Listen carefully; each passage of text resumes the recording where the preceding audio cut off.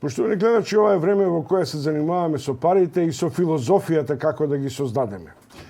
Но време е и на политички играри во кое најчесто се одвива процесот на лицитација. Кој повеќе даде, тој повеќе очекува дека ќе добие. Изгледа дека синдромот на Циле од 98 година со 1 милиарда тајванска почна да се конституира како политичка понуда која мора да се признае дека Заев почна да ја употребува често, а Мицковски очигледно со ова најнова програмска понуда за нови милиарди и за пораст на платите од 20% го ситуира во рамките на главната можност да придобие избирач. Мој гостин или гостин на утрински брифинг е универзитетскиот професор Маријан Петревски од Американскиот универзитет. Професор Петревски, како ви значи оваа лицитација? Како нормална?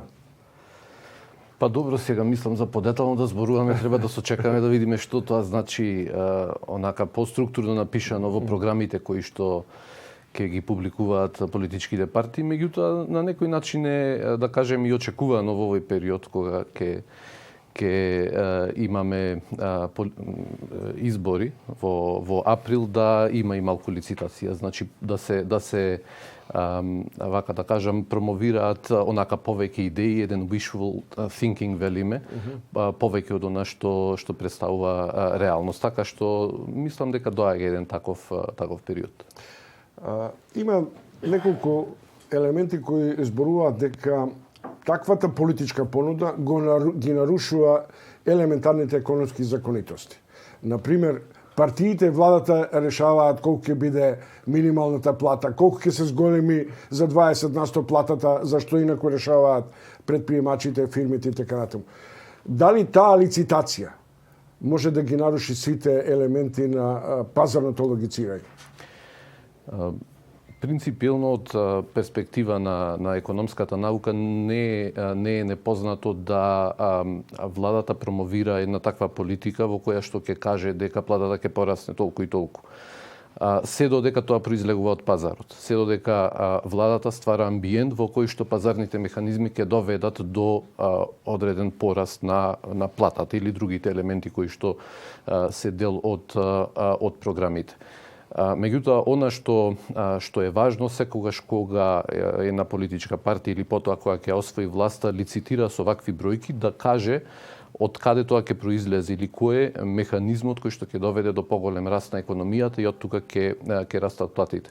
Сега, зошто го зборувам ова? Затоа што во претходниот период видовме едно мало лутање, каде што повеќе фокусот беше на политики на прераспределба, значи ќе земеме од едно место и ќе префрлиме на друго, а помалку фокусот беше врз политики на создавање. Значи ние како мала земја која што е релативно сиромашна, мора да се фокусираме на создавање на доход. Па второстепено ќе биде прашањето како тој доход понатаму ние ќе го распределуваме преку механизмите на минимална плата, преку даночните механизми и така натаму. Така што мислам дека сега настана едно разбирање дека мора нашиот фокус да биде на создавањето и јас очекувам дека ќе има и благо, да кажеме, подобрување во структурирањето на политичките програми во таа Петревски, меѓутоа кога ќе влезете советување, тоа во старт создава дебаланс на буџетската потрошувачка и на алементирање на приходите. Од тој аспект, дали нашата фискална политика може да го издржи ветувањето на политичките партии, при што реално се создаваат услови за ново задолжување, бидејќи ние имаме буџетски дефицити? Добро, значи ветувањата создаваат високи очекувања. Гледайте, во периодот помеѓу јуни 2017 и сега на крајот од 2019 година имаме пораст на просечната плата од отприлика 22.800 на 25.800, значи за 3.000 денари. И тој раст не е мал. Тоа е доста солиден раст. Меѓутоа, ако го споредите со очекувањето кое што беше лиферувано, нели, и кое што е врежано на некој начин сега во колективната меморија од 500 евра, тогаш има простор да бидеме во таа смисла незадоволни. Така што реков дека во таа мислам дека настанува едно разбирање дека не може да се постигне едно такво, да речеме, огромно ветување без при тоа да предизвика некакви посериозни импликации. Особено импликациите во делот на буџетот за кои што зборувате. Значи сите ваквите ветувања на крајот ќе се рефлектираат врз буџетот и тие средства некаде треба да се најдат. Значи фино е да зборуваме и за намалување на даноците и за субвенционирање на платите и така натаму, меѓутоа мора да бидеме свесни дека тоа на крајот ќе притисне врз јавните финансии и повторно ќе се соочиме со притисок врз јавниот долг, кој што сега е релативно стабилизиран, меѓутоа да подсетиме дека во една деценија и повеќе наназад тој и драматично растеше во тој период. Има мала разлика, почетна се разбира. СДСМ влегува со нова филозофија на буџетската потрошувачка со развој капиталните инвестиции во човечките ресурси, што е важен фактор. Наспроти се уште е ова што Мицковски го зборува дека капиталните инвестиции повторно ќе бидат во инфраструктура и така натаму.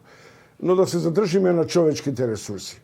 Ми се чини дека ние сме преоптоварени партиски консенсуси да создаваме за уставни промени, за има и за така. Никој не разговара за најелементарното чувство на како се создаваат кадри за човечки ресурси, а тоа е образованието. Речиси, не сум забележал дека е структурирано колку нови училишта ќе направиме, како ќе се подготвуваат наставници и така натаму. Имаме ние некаква перцепција после 15 години како ќе се развиваме? Мојот впечаток е дека ова што го говорите е така затоа што ние сме, да кажеме, како држава генерално, не само владата, сме ориентирани на краткиот рок. Значи, краткиот рок главно значи еден политички циклус. Во тој политички циклус што ќе се случува и како јас да постигнам максимален импакт како политичка партија. А овие прашања до кои што допирате се долгорочни прашања. Значи, она што би представувало инвестиција во образованието денес ќе даде резултат по 15-20 години кога тие ученици ќе дојдат во својата продуктивна возраст.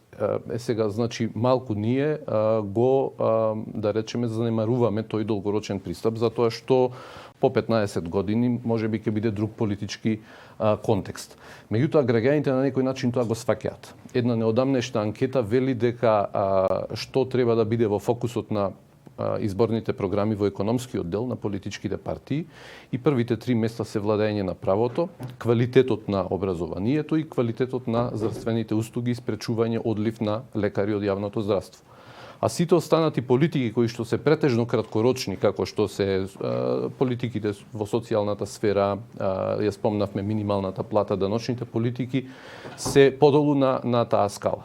Значи, да кажеме дека граѓаните веќе сакаат да видат една подолгорочна визија од политичките партии. Што да почнеме да правиме сега, за да не донесе по 15-20 години на повисоко ниво на општествен развој со повисок животен стандард на населението. И мислам дека она е тоа што се очекува сега во програмите, меѓутоа во која мера ќе биде содржано треба да видиме. Има уште еден проблем кој има долгоречен аспект, тоа се странските инвестиции. Заборавивме да зборуваме за странските инвестиции. Помина така речената еуфорија околу бунажите така натаму.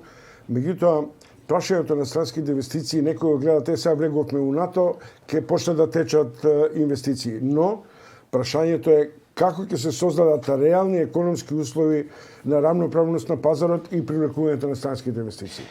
Сега покомплексно е прашањето отколку само привлекувањето или ставање тоа во контекст на НАТО. Не е спорно дека членството во НАТО и посебно процесот на отпочнување на преговорите со Европската Унија дава една дополнителна стабилност врз економијата, што однадвор гледано, нели, од потенцијалните странски инвеститори треба да предизвика една поголема стабилност во носењето на тие одлуки да се инвестира тука. Меѓутоа да ја видиме ситуацијата од внатре, значи од како стои во економијава состојбата. Кога отпочна таа политика на привлекување странски инвестиции во 2006-2007 година, имавме висока невработеност, значи 36 и повеќе проценти. Значи, имавме, така да кажам, слободна работна сила, која што требаш на некој начин да биде вработена. И тогаш доаѓаше еден бран на автомобилска индустрија, главно од Средна Европа кон Југоисточна Европа, каде што сме ние позиционирани.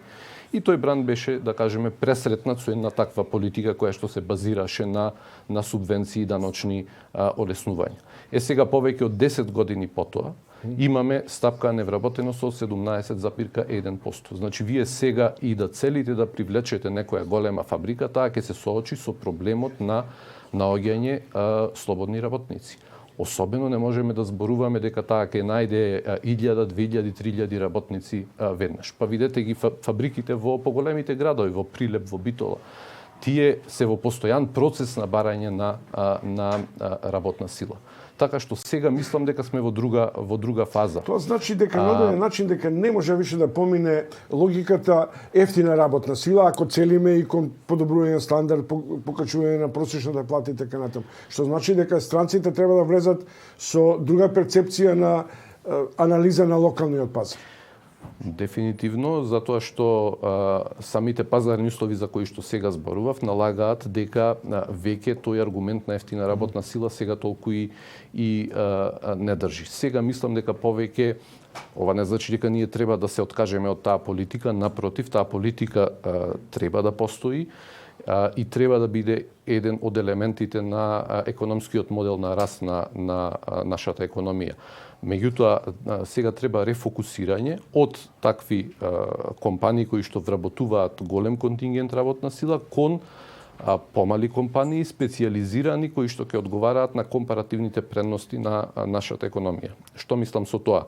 Значи, нам ни се потребни странски компании кои што полесно ќе се поврзат со домашните компании. Значи, на некој начин ќе може домашните фирми, кои што, да речеме, имаат потешкотија да извезуваат, тоа да го постигнат преку странските фирми кои што работат тука, да се вклучат во нивната верига на снабдување и на таков начин да излезат на глобалниот пазар. Меѓутоа, за тоа да се случи, треба по еден, би рекол, првично аналитички пристап да видиме кои се тие компаративни предности на македонската економија и како ќе постигнеме привлекување такви странски фабрики. За крај од разговорот со Маријан Петревски, прашање кое сите нас не интригира, тоа е методологијата и новите правила.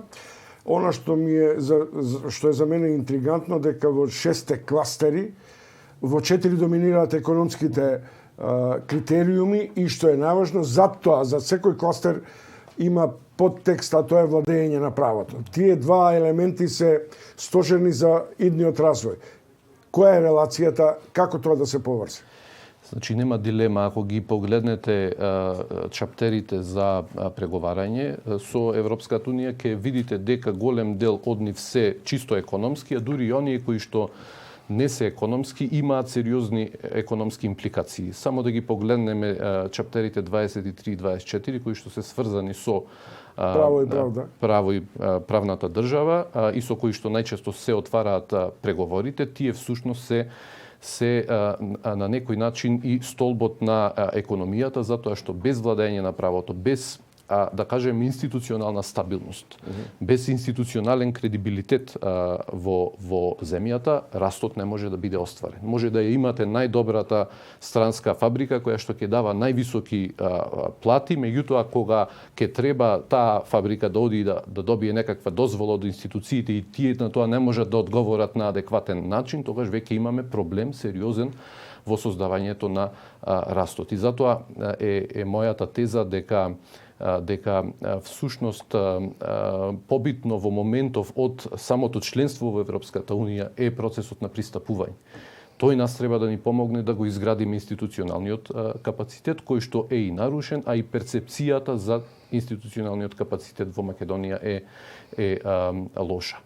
И тоа е еден од долгорочните столбови на растот за кои што зборувавме на самиот почеток. На долг рок не можете да зборувате дека ќе испорачате раст од 5-6%, што често и го зборуваме, ако при тоа не обезбедите стабилна правна рамка. Благодарам, тоа беше Маријан Петревски од Американскиот коледж, Американскиот универзитет за економските перформанси и очекувањата од методологијата на Европската Унија и лицитацијата на партиите со, да речем, условно со купување на гласови врз основа кој даде повеќе. Ви благодарам што бевте учесник. Благодарам.